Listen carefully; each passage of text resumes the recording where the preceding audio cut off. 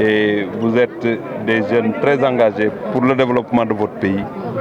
Donc organiser au-delà de votre profession des manifestations sportives nous montre effectivement l'importance que vous accordez au sport.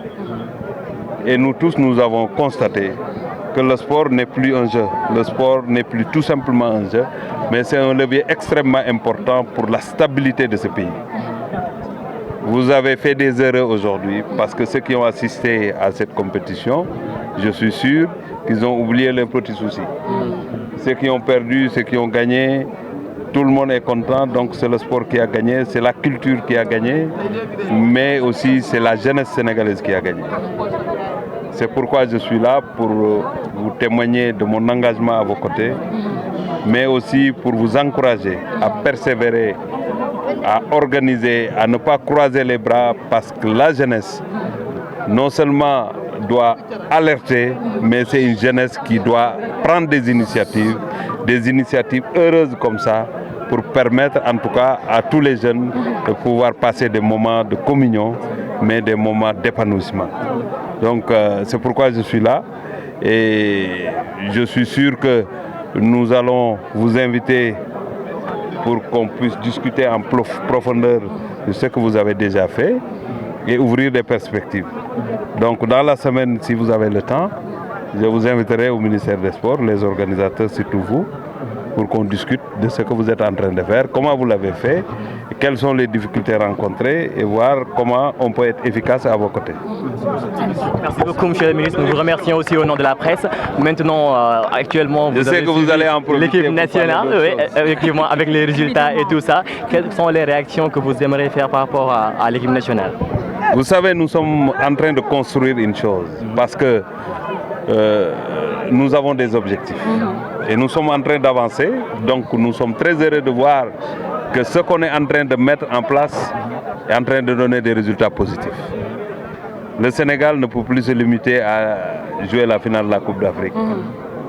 Le Sénégal ne peut plus se limiter à une absence d'une compétition, dans une compétition internationale comme la Coupe du Monde. Donc nous avons, avec la volonté du chef de l'État, mis tous les moyens nécessaires. Actuellement, l'équipe nationale est dans un vol spécial pour rallier Johannesburg. L'équipe adverse qui a joué ici, je suis sûr qu'a pris effectivement un vol régulier. Donc nous serons avant eux à Johannesburg. Ça c'est extrêmement important, c'est la maîtrise de la logistique. Parce qu'en Afrique, si on ne maîtrise pas la logistique, se déplacer en Afrique est très difficile. C'est pourquoi le chef de l'État, le président Macky Sall, nous a donné ces instructions pour qu'on mobilise les moyens nécessaires et tous les moyens, primes, la prise en charge, le transport, tout ce qu'il faut est maîtrisé aujourd'hui pour accompagner l'équipe nationale. Au-delà de ça, nous avons une fédération aguerrie, une fédération qui maîtrise les compétitions internationales. Nous avons une bonne équipe, les meilleurs des grands championnats sont des Sénégalais. Nous avons aussi un peuple qui croit à son équipe nationale. Et c'est légitime qu'on ait ces ambitions-là. L'ambition qu'on a, c'est gagner la Coupe d'Afrique prochaine, se qualifier pour la prochaine Coupe du Monde et ouvrir d'autres perspectives pour la jeunesse sénégalaise, surtout la jeunesse sportive. Et là, nous sommes en train de le faire, nous sommes en train en tout cas d'y travailler et nous réussissons, nous gagnons nos matchs et c'est extrêmement important. Par rapport au jour aussi, j'aimerais vous poser une question, surtout au cas Bouna Sarr, il y avait eu quelques petites incompréhensions entre la presse et les Sénégalais. Est-ce que vous aimeriez aussi dire quelque chose pour éclaircir? Vous savez, les gens sont libres de faire des commentaires. Nous, ce qui est important, c'est de voir Bouna Sarr jouer correctement, se battre pour faire gagner son équipe. Et nous tous, nous avons constaté qu'il s'appelle Bouna Sarr, qu'il s'appelle Sadio Mané, qu'il s'appelle Edouard, c'est des Sénégalais qui ont porté le maillot national, qui sont des ambassadeurs. Ce qui s'est passé après, je pense que ce n'est pas important.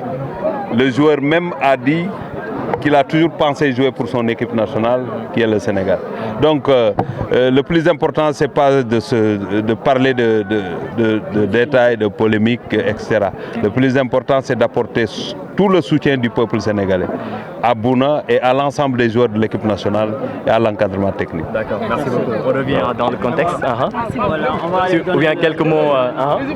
ñu génn ci la ñu newoon ñëw ci tàggat yaram dajale nit ñi ci mbégte ci jongante mais lépp ci jàmm.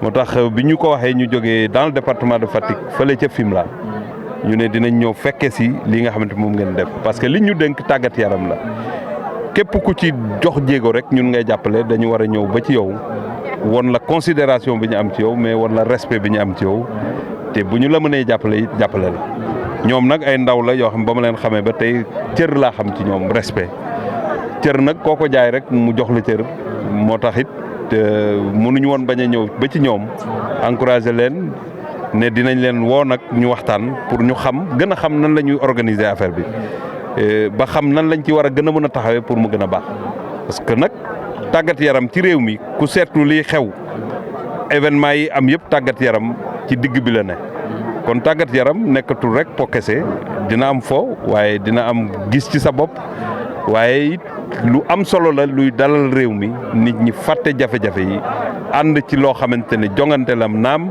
waaye day tax lëkkaloo bi gën a dëgër ci diggante doomu aadama yi kon dama koy sant bu baax di ko féliciter di ko encourager di encourager ñuy participer yëpp mais di encourager toute la jeunesse sénégalaise ak vous-même les journalistes ak ñi nga xamante ne ku ñu xam yéen a tax ñu xam ñu te gis naa ni ngeen leen gunge kon dinañu fan yi xam naa ne ñoom dinañ leen ko wax sax bu ko defee service yëpp toog ñu ne ñu lii ak lii mooy soxla yi lii lañ ci mën def ñu mën leen ci gunge pour mu gën a am solo. alors looy wax sa jarbaat Dóoru mi gagné final bi si kanamu waa PNG ñi organisé da leen fekk si dóor leen de. waaw xam nga nag fekk si na leen dóor leen mais ni ma leen gisee dóor bi naqariwu leen kon sotti ceeg def ci la rek looloo ci gën a am solo c'est un exemple important je pense que ça on est en période de nawetaan c'est un exemple à vendre il faut jouer se battre mais quand on perd il faut l'accepter et ça c'est important et du am violence du am benn affaire donc xam naa ne nag comme dóor nga leen ñëpp ngeen boole dóor leen kon yéen bokkatu leen. gars yi nee nañ nga dikkaat tamit ci li nga wax sànq ci Bouna Sarr am na solo lool bëgg nañ ci nga leeral ko ci wolof.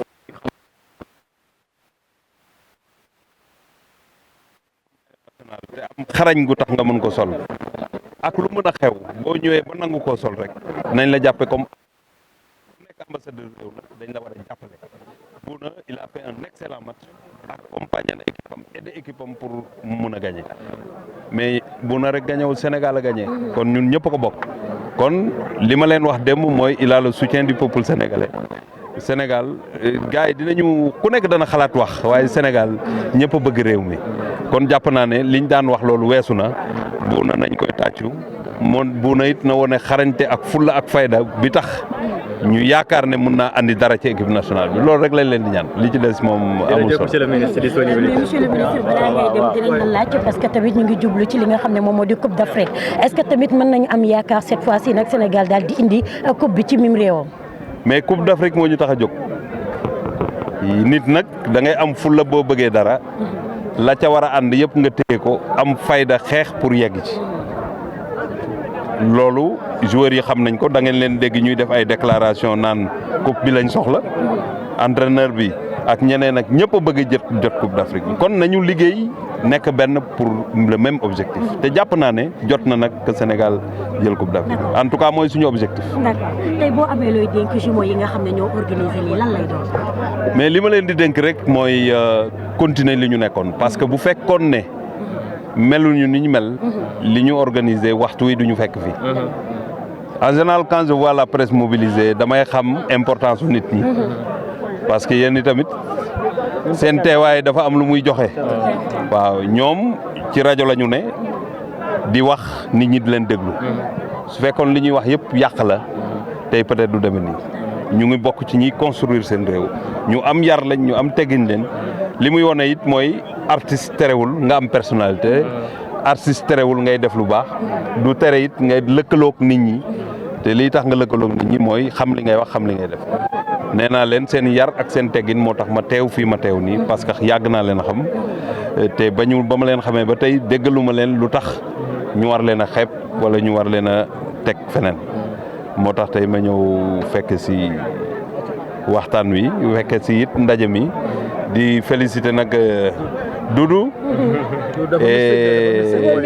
xam naa ne yéen ñëpp ku ci ne am na cumikaay